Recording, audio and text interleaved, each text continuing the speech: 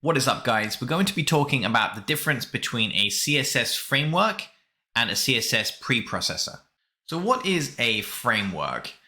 A framework is essentially pre-constructed style sheets with available classes for styling. So all we have to do as the developer is add the appropriate CSS class to our elements, and it's automatically going to make use of that pre-constructed styling information from the framework style sheet. And in many cases, a CSS framework also includes JavaScript. And that's because we often need to make use of JavaScript in some of our animations.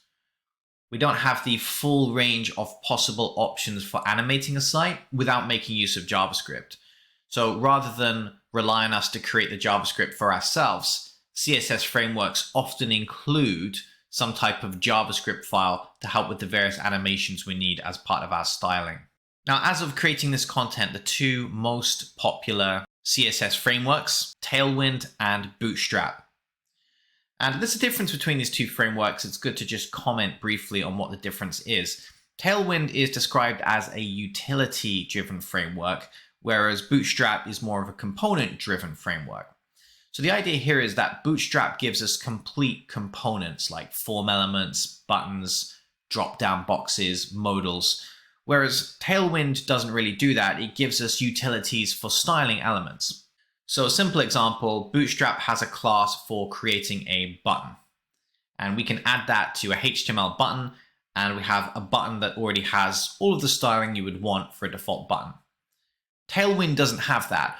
What Tailwind has is class utilities. So what we can do is we can create a button, and then we can use the utilities offered by Tailwind. We can set the background color, we can set the padding, we can set the margin, we can set the font color. So it's technically a bit more work making use of utilities, but then you could argue that we have a greater degree of flexibility. Bootstrap, for example, has a range of default buttons. So it's technically faster, but the downside is you could end up with your Bootstrap site looking very similar to someone else's Bootstrap site. If, for example, you both use the exact same default button template. Now, there's not necessarily a right or wrong here. One of the downsides with a utility-driven framework like Tailwind is that it makes the HTML look very bloated because we have all of these classes applied to HTML elements for the styling. And if you have a look at a HTML page that makes use of a Tailwind framework, you'll see that there are a lot of classes in some cases. In fact, you almost sometimes get the impression that there's more class names than actual HTML in a document. And I'm saying this despite the fact that Tailwind is currently the #1 CSS framework that I'm using. So I think it's a great framework. That, of course, brings us to the obvious question: should we actually use a framework?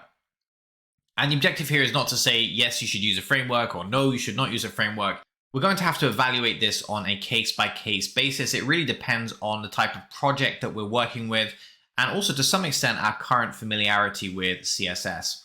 So what we have here is some green bullet points for when you probably might want to make use of a framework, and some red bullet points for when you maybe don't want to make use of a framework. So one advantage to using a framework is fast turnaround for a smaller project.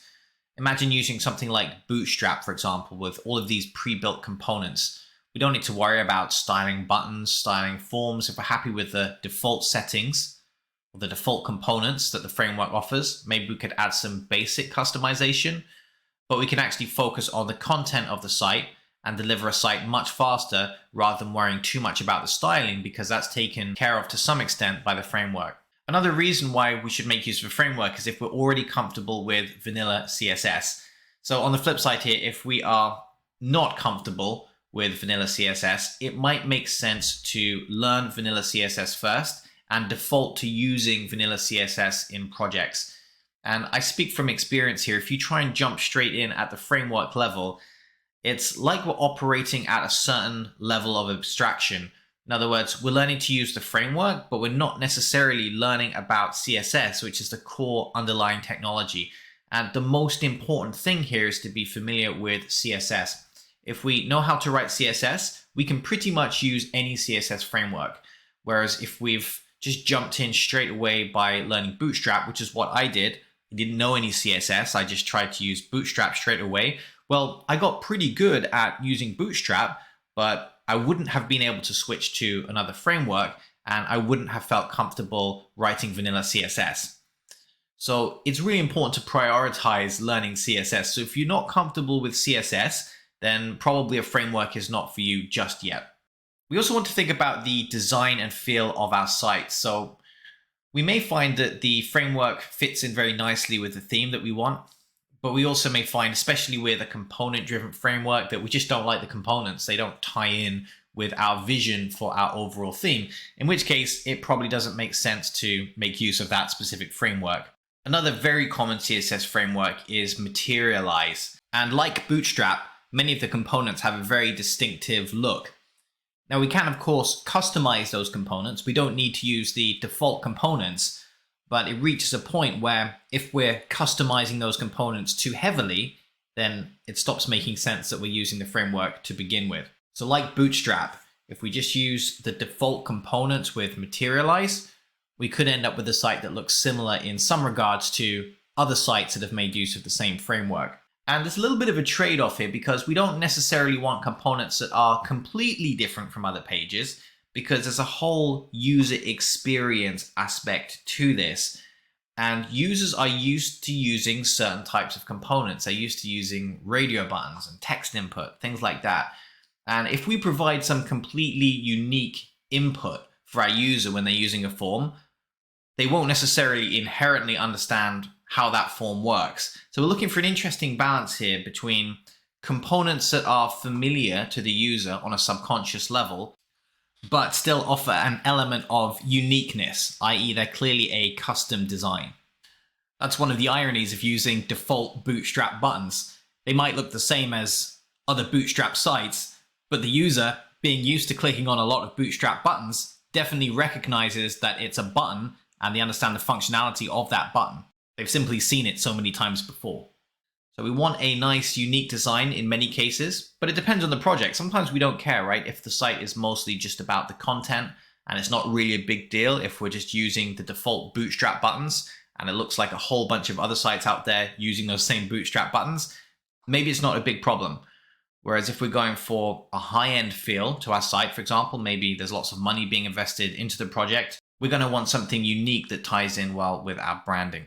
A final thing to think about is that if we just have a very small CSS code base, we're just styling one or two things, importing an entire framework is going to result in a lot of unwanted styles. And these are all styles that the end user is potentially going to have to download to their page. They're going to need to grab that CSS document, and it's possibly just full of hundreds of rules we never make use of. So depending on how heavily we use that framework, that may play a factor in whether we actually want a framework at all. Because if we're mainly just styling a few different colors on the fonts and maybe a background here and there, there's not really a good reason to import an entire framework for that purpose. So we need to be making enough use of this framework to justify importing the framework.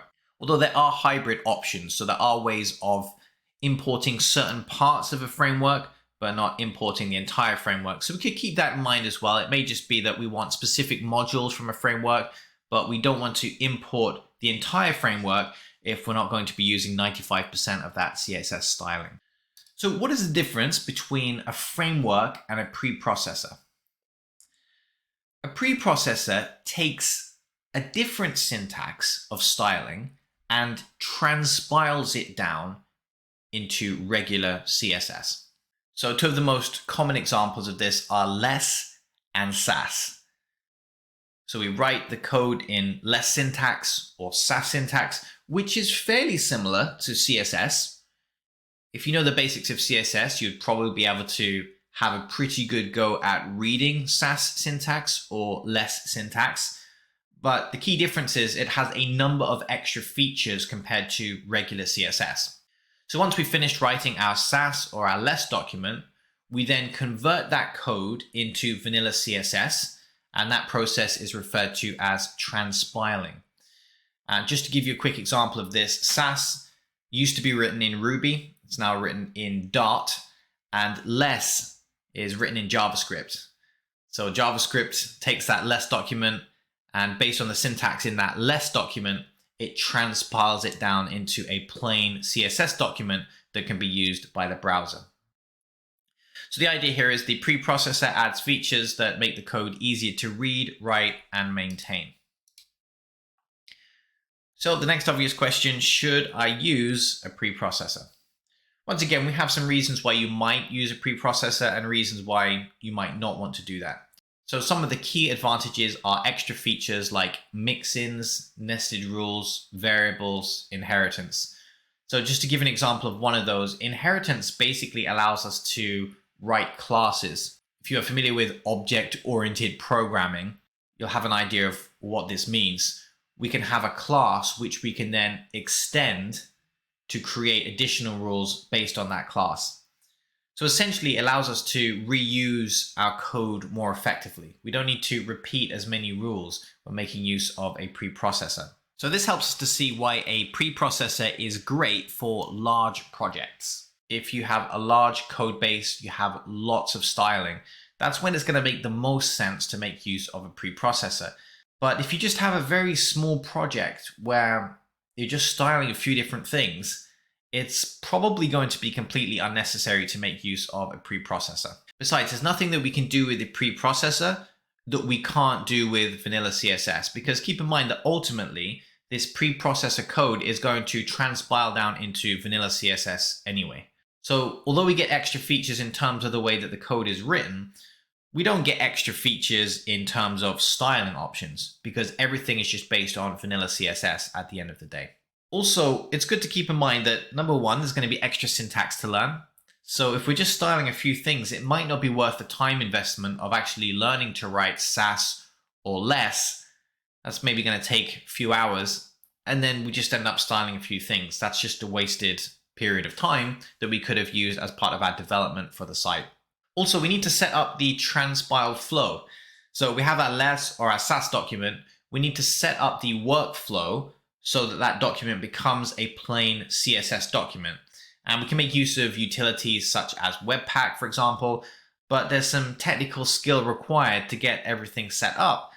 And you can sometimes get stuck in a loop where your code is simply not transpiling as you would expect it to. It's maybe appearing in the wrong location.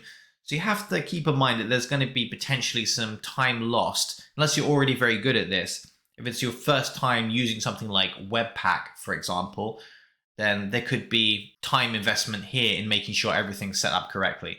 So again, if it's a large project, that time is going to be paid back to you. You might spend a few hours setting everything up, but that's going to save you 50 hours or 100 hours over the long haul.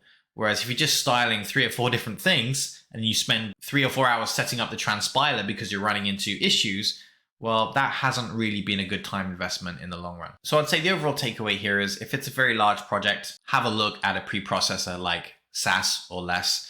If it's just a very small project with some basic styling, don't worry about this, and probably don't worry about a framework as well. Just use vanilla CSS. But as soon as that project starts scaling up, that's when we're going to think seriously about, should I use a framework and should I use a preprocessor? Because they can potentially save us time and effort in the long run. All right, thanks very much for watching. Catch you in the next part of the course.